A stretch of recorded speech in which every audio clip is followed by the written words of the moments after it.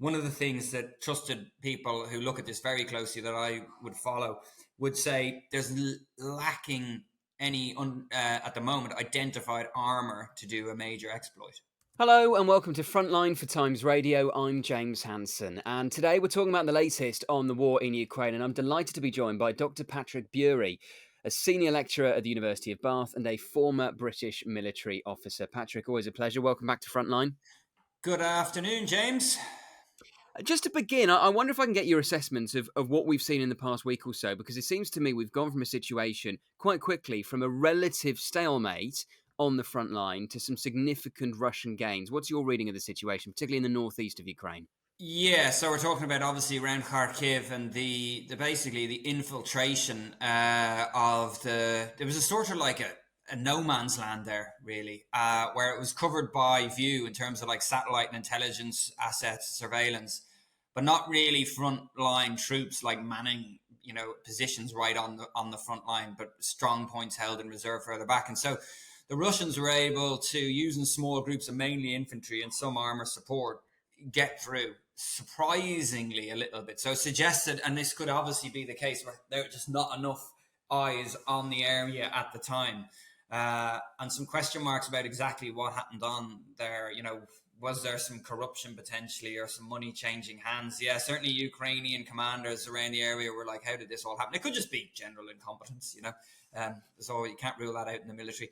But as an ex-military person, but so essentially, and then you come back to what are the goals of this? What's the intent? It's difficult to divine Russian intent, of course, but Vladimir Putin has frequently said he wants to create a buffer zone in that area to stop drone and missile attacks on Belgorod, because this is one of the areas where you don't have a buffer zone like the Donbass. It's Ukraine straight into Russia across the border, and not this seized part of Ukraine in the Donbass, which Russia has to give it a bit of depth. So that's the intent. As from the commander, and we've seen different chains of command moving around, some more forces being put up there. We think around 30 to 40,000 Russian forces, but not the best troops, and not having enough armor really for a major breakthrough that we think at the moment.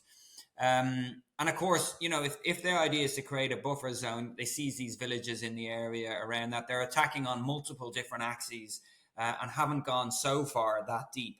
And the idea behind it is probably like, okay, we'll create a buffer zone, we'll spread some panic, we'll draw off the Ukrainian reserve who are already stretched. The frontline troops are exhausted at this stage because they don't have enough of them, and potentially draw away their reserve from further south in the Donbass and Zaporizhia region.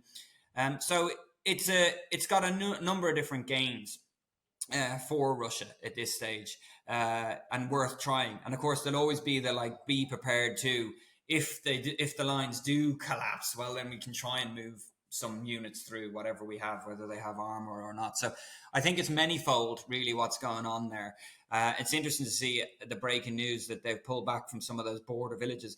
I mean, they're not massively significant, let's be honest. If Vovchansk was to fall, it's significant because there's some roads behind it which lead to Kharkiv. But even then, we have to wait and see if Vovchansk would fall. But it's significant in this idea of Russia, really being able to open what looks like, and we can tell by some of the vehicles, if you remember the V and then the Z for the different fronts. Well, there's a new one which strangely enough looks like one of the old Nazi units, for example, but it's a square with a load of patterns through it to show that these are forces for another front. Now, could be deception or whatever, but it's certainly what the Russians are using. And the buffer zone theory, I understand in theory, but in practice, how effective is that buffer zone? Because Ukraine has had success for years now at striking targets quite deep inside Russia, and with the provision of these new long-range ATACMS the US are sending, will it actually work, the buffer zone? Yeah, not really on that. And drone range, think about it, 120 miles at least, and some of them, getting to Moscow. So I think it's more political. It's political and strategic. It's like, I've created a buffer zone all across my border with Ukraine. And what is it an eye on? How does this end? And what do I need? Yeah. And if Putin is thinking 6 months out, a year out, that kind of thing, and he's looking at what could actually happen and what does a peace look like? and I don't want a border at any point with Ukraine. I think that's it essentially. So that's why you do it, and it's fairly low risk with some good potential outcomes for them. So. And do you think if their objective is to create this buffer zone, do you think that means that Russia may stop short of going all the way to Kharkiv city if it can? I think that's a suck it and see. Um, depends, because you reinforce success. What do they have? So the general consensus here is like you look for a force composition to work out what is the intent. And from my limited, open source understanding is one of the things that trusted people who look at this very closely that I would follow would say there's lacking any at the moment identified armor to do a major exploit. Yeah. The second point is the defensive form of warfare is in the ascendancy because of the ubiquitous intelligence, surveillance, target acquisition, reconnaissance, digital space. It's very difficult to mass armor without being seen and then break through. So it's difficult. The only really way you can do it is if the forces collapse. Yeah, if the force you're attacking, the morale and cohesion just break, the communication break, and then you can just drive. But if they stay and fight and they buy some time for intelligence assets and surveillance assets to be brought onto the location, things are seen pretty easy. And most forces, especially armor, have to disperse. So, and of course, their combined effect is when they're together and use a mass for shock to break through. So you can see why it gets very difficult to mass and break through. It doesn't mean it's impossible, but it's much more difficult than say it was. Well, let's think, even in 2003 against Iraq, we saw mass armor drive through. Granted, Iraq didn't have great intelligence, but this change in technology means that even middle power nations like Russia can access it much cheaper. I wanted to get your reaction, Patrick, to the breaking news we had just before we started recording, which is the President Zelensky says he has cancelled all forthcoming foreign visits. What is the significance of that? Difficult to tell exactly. It looks like, as we're talking about it, it's these smaller villages around the on the border, which the Ukrainians have withdrawn from. What does it indicate? Really, probably that this is some form of crisis management, that they need to stabilize the front. My understanding as of last night around Vovchansk, not in these villages further out than Vovchansk onto the border, was that things were starting to stabilize because they'd moved more Ukrainian troops in. Now, Russia do have a foothold there. The kind of thing you'd probably do with Vovchansk if you were planning this is try to cut it off and go around it. Actually, you wouldn't go into it if you didn't have to. So that's my understanding of it at the moment. It's probably some form of crisis management. There might be politics about this. He doesn't need to be distracted. He needs to focus on the front, maybe. There's that. There's also the security element, because it's good to see Blinken get in there so soon after the removal of the colonel in charge of the presidential security. So it's good to have a grip on that, because that was a high vote of confidence in that system. So there could be a security element too. And probably symbolically significant as well, even though many might say, actually, Zelensky is possibly at his most effective when he's traveling the world drumming up support for Ukraine. Yeah, does it say, is it internal foreign visits? Is that a distraction because I need to be hosting people? That was such a big entourage which would have come with Blinken and so much planning gone into it? Or is it, I'm not going anywhere? And both make sense if you've got a pressing issue on the front, and you need to deal with that. So I don't know. We'll just have to wait and see which it is exactly. But look, it certainly indicates that there's a sense that attention needs to be focused domestically and on the front at the moment, rather than drumming up support, as it were. The Blinken visit was interesting as well, because it was all about timelines and kit. And the Ukrainians are looking for the Patriot systems. Now, we think they've got somewhere between 3 and 5 in country at the moment. They're looking for another 7 more. I think Germany yesterday said they'll find one, which is great news. The US would be great if they gave them more. I think Blinken's of the opinion that they should. And then they were talking about timelines. You know, how long does it take to get in? Where are they? The US, we know, has got, pre-positioned stocks of stuff in Germany. They could get them across. The Patriot systems can be moved by strategic airlift. So they can get them across fairly quickly. And I think that's the number one concern for the Ukrainians, because the Russians are starting to get into a bit of a groove with using their, first of all, hitting some of the Patriot, not the actual batteries, but some of the launchers themselves we've seen the last few months. They're, say, down in Zaporizhia, their air force is a bit more active. That means they're getting their electronic warfare bubble and their own air defense out to put a bubble. And this is what the Russians like to do. You put the bubble over the front line and further back, and then get your air in to support, and then you can keep going a bit more. So there's certainly the long range air defense, which is the Patriot, is really important. Then there's the short range air defense. Now that can get in really quickly because there's Stinger missiles, etc., man pads. So, but that's pressing too. So, and then of course artillery, where the Ukrainians are outgunned, I don't know, 5-1 ish at the moment a day. Just the Russians are firing maybe 10,000 shells a day. The Ukrainians 2,000. Production in the US is ramping up. The Czechs have done well to source almost 500,000 on the open market and support. But it's coming from a low base, and the Ukrainians need more. So it's rising, but so is Russia rising too. It's put its economy 75% on a war footing, banging out the shells, pulling tanks out of storage and producing more. So, it's a contest of economies at the moment. And logistically, how straightforward is it to increase the tempo of deliveries of these munitions? I mean, you would have thought that America would be pretty keen to do everything possible to get these weapons to the front line even before this latest Russian offensive. But is it easy? Is it straightforward to say, okay, we're going to increase the tempo? Okay, so the US military, of course, would have been planning off for this, and the logisticians ready to go with their the truck loaders, the forklifts ready to go to move the stuff by crate. The second the bill was signed, bang, go, get stuff out there. So there's that element. It depends, of course, James, on what kit you're moving. So as I mentioned, you can move some stuff with strat list. Some of it's to do with cost and demand. How absolutely pressing is this demand? Get it over on a strat lift. If not, if there's some lag time, we need to get some shells over to them on strat lift, but we can move the others by boat. Well, we'll do that. So it depends. And obviously there's pre-positioned stuff in Europe. There's factories in Europe. So it's all obviously a complicated system behind it. But what I would say is the Russians, it's strategically what's happened here. Okay. The delay in US aid, it should have come in October. All right. The summer offensive failed, and clearly Ukraine was going to have to go on the defensive for a while. If that aid had come in October, we wouldn't be here, I don't think. Okay.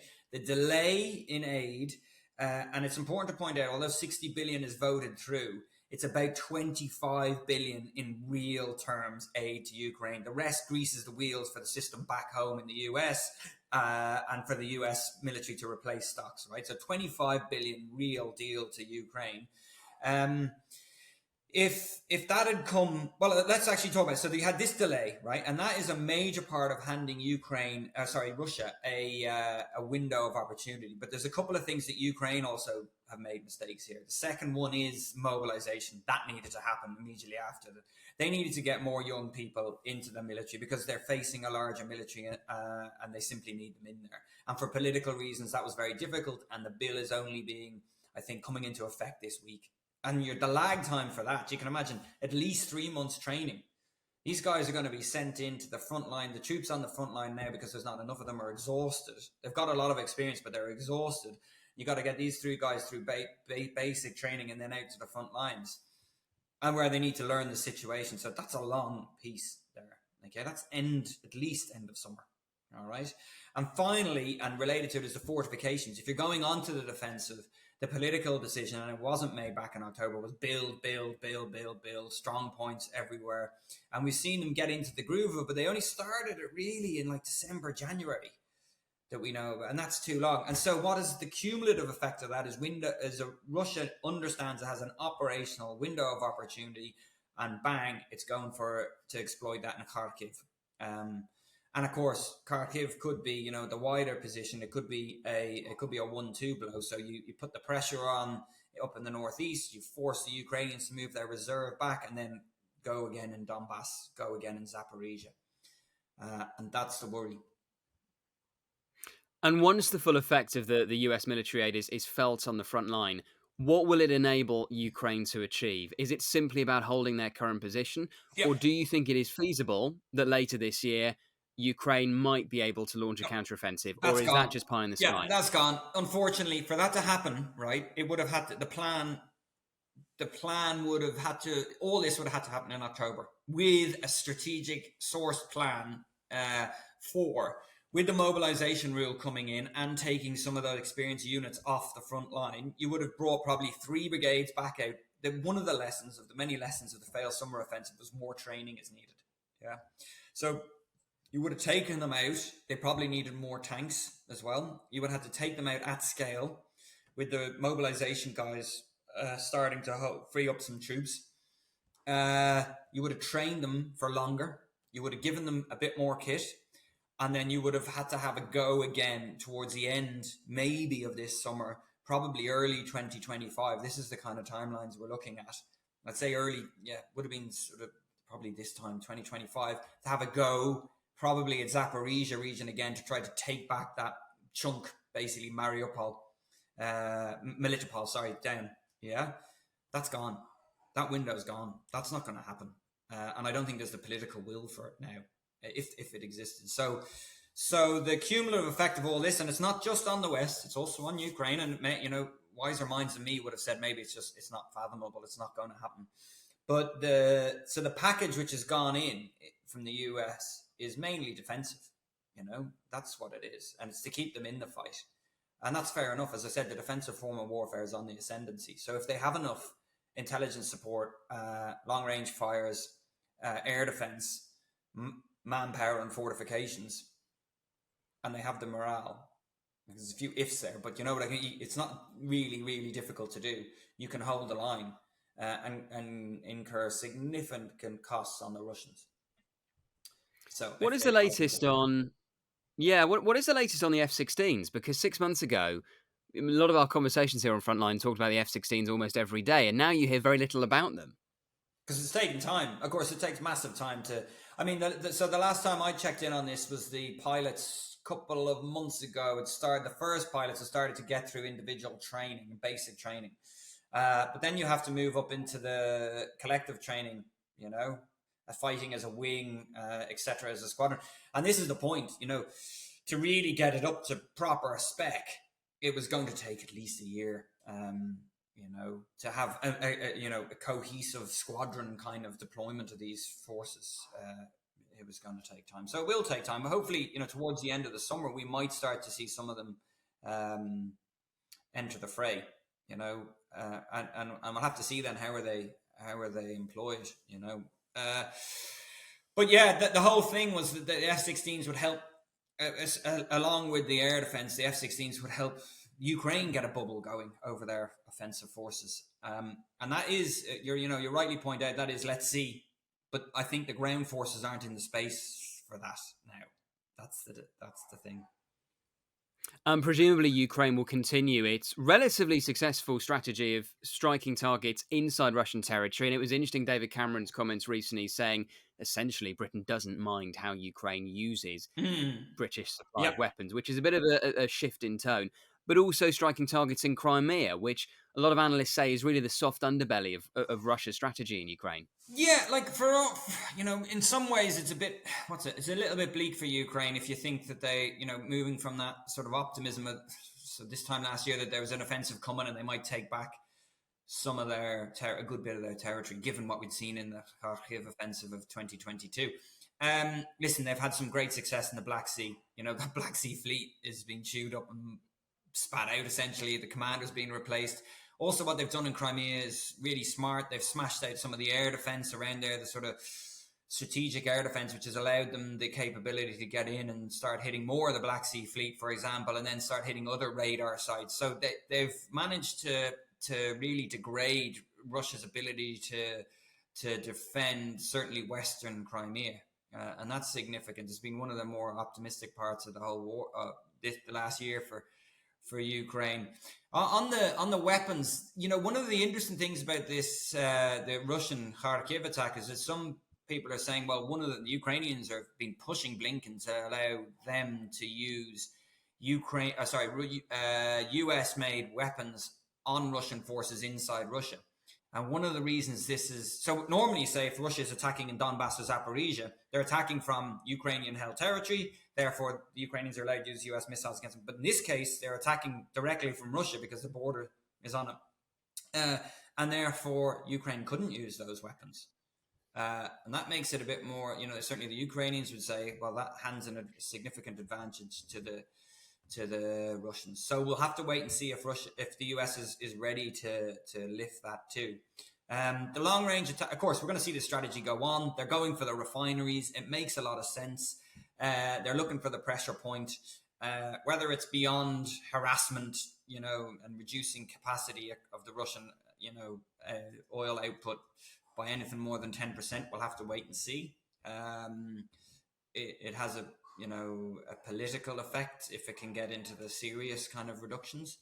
But similarly, talking about this window of opportunity and getting kit in, the Russians have smartly in the last while chosen, they're getting a better target, they're getting their targeting together, have been for a while. They've chosen to hit the power supply and try to hit the railways. And of course, a lot of the kit comes in via railway. So they're trying to slow down how fast the kit comes through as well. Not just, of course, you would.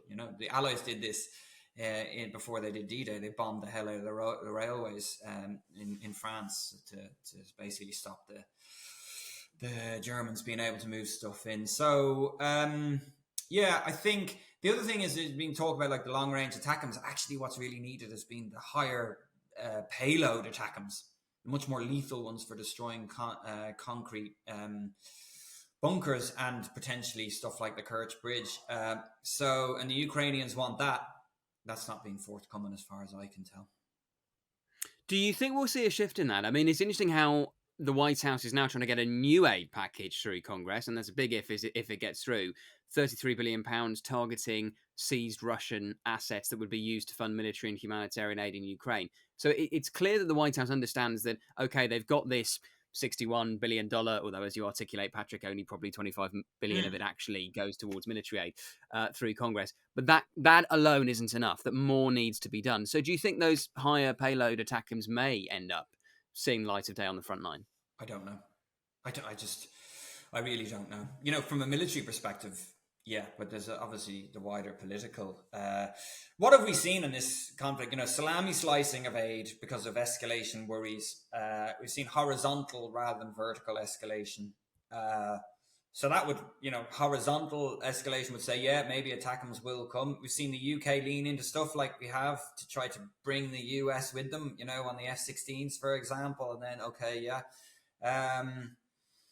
So it's hard to call, but it's certainly, from a military perspective, it's a bit like, look, all wars are like that. You fight with one hand behind your back because of politics. We will see is the short answer, I think. And I don't really have any insight into, I think like the wider question is, the war is costing about 300 million a day for Ukraine. And Russia's spending about 500 million. So that's 61 billion. That's 25 billion. That in the total, that only really, as the bill acknowledged, it would only keep Ukraine in a defensive fight until September. So what do you do? And that's what this big wars are won by civilians and industrial output. And you either fire everything up and go, this is an absolute vital national interest. They're a key ally, of which, Ukraine have not been to the US in the way that Israel are, or NATO, because they're not in NATO,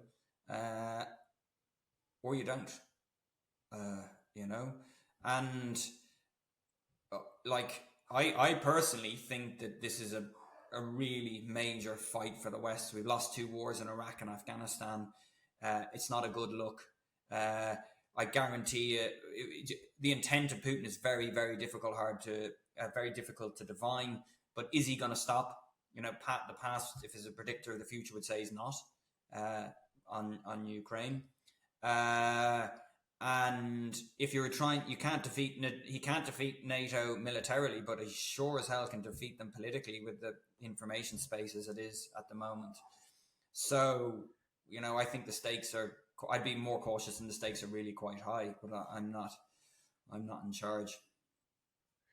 Just finally, Patrick, I wanted to get your assessments of the sort of musical chairs we've seen at the Kremlin in the last week. Shoigu out as defense minister, moving across to be head of the Security Council, being replaced by Andrei, forgive me, I've forgotten his name, but Belyasov, that's it. Yeah. And obviously questions now over the future of Gerasimov as well as Chief of the General Staff. What is your reading of all of that?